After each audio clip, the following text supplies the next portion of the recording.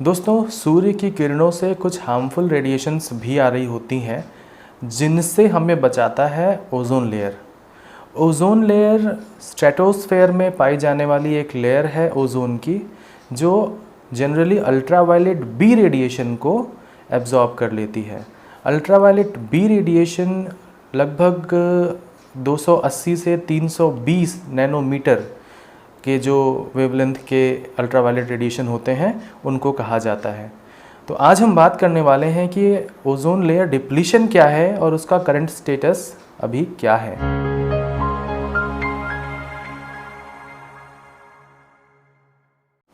दोस्तों, आप जानते हो कि अर्थ का एटमॉस्फेयर डिफरेंट लेयर्स का बना हुआ है और उसमें जो सबसे नीचे की लेयर है वो है ट्रोपोस्फेयर और उसके ऊपर है स्ट्रेटोस्फेयर। ट्रोपोस्फेयर लगभग ऑन एन एवरेज 10 किलोमीटर्स तक के एल्टीट्यूड पर होती है और उसके आगे शुरू होती है स्ट्रेटोस्फेयर।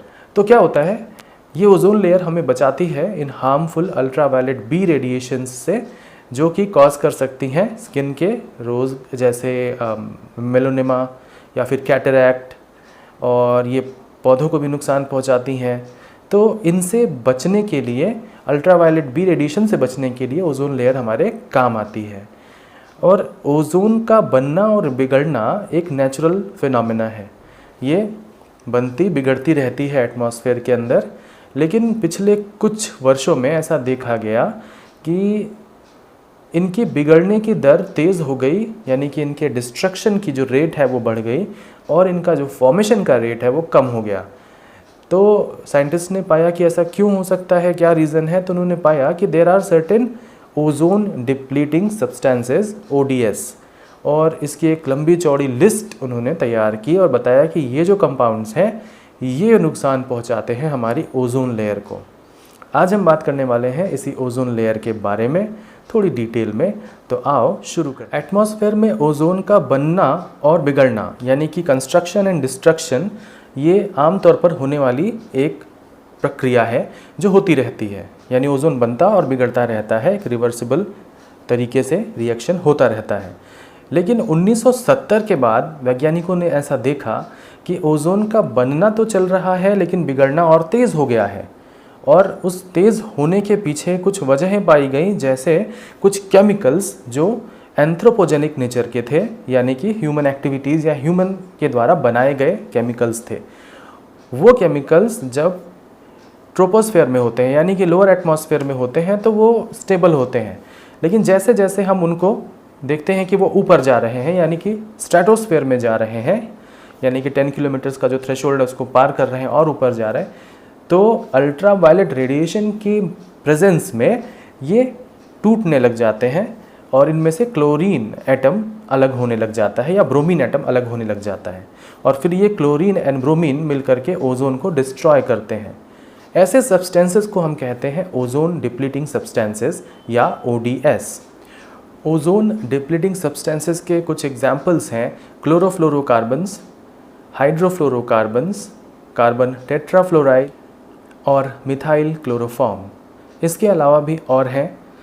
हेलोन्स और मिथाइल ब्रोमाइड ब्रोमीन रिलीज़ करने के लिए जाने जाते हैं, जबकि बाकी जो मैंने बताए वो क्लोरीन को रिलीज़ करते हैं। ओजोन डिप्लीशन के लिए जो एंथ्रोपोजेनिक सोर्सेज हैं वो ज़्यादा महत्वपूर्ण हो जाते हैं, क्लोरोफ्लोरोकार्बन जैसे।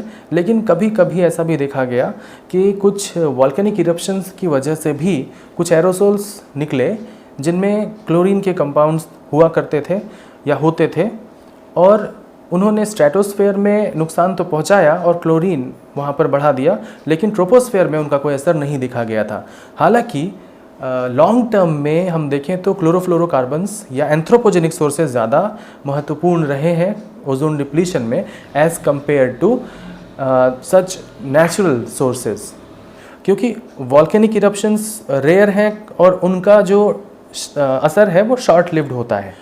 अब देखो, साइंटिस्ट ने ऐसा पाया कि हर जगह जो क्लोरीन है वो नुकसान नहीं पहुंचा रहा। समुद्र में इतना सारा नमक है, वो क्या पहुंचा रहा है नुकसान? नहीं।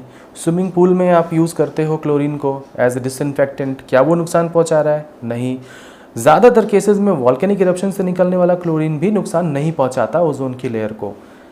तो ये फिर सभी, यानी इससे ये पता चलता है कि सभी नुकसान नहीं पहुंचा रहे, सभी क्लोरीन कंपाउंड्स नुकसान नहीं पहुंचा रहे ओजोन लेयर। तो जो नुकसान पहुंचाते हैं उनको हम कह रहे हैं ओडीएस। ये ओडीएस जो होते हैं ना, ये वर्षा में, रेन में डिज़ोल्व नहीं होते और ये एटमॉस्फेयर के अंदर बहुत स्टेबल होते हैं। ख़ास तौर पे ट्रोपोस्फेयर में दे आर एक्सट्रीमली स्टेबल, लेकिन स्ट्रेटोस्फेयर में जब वो अल्ट्रावायलेट रेडिएशंस के संपर्क में आते हैं तो वो ब्रेक डाउन करते हैं और उसके अंदर से क्लोरीन निकलता है।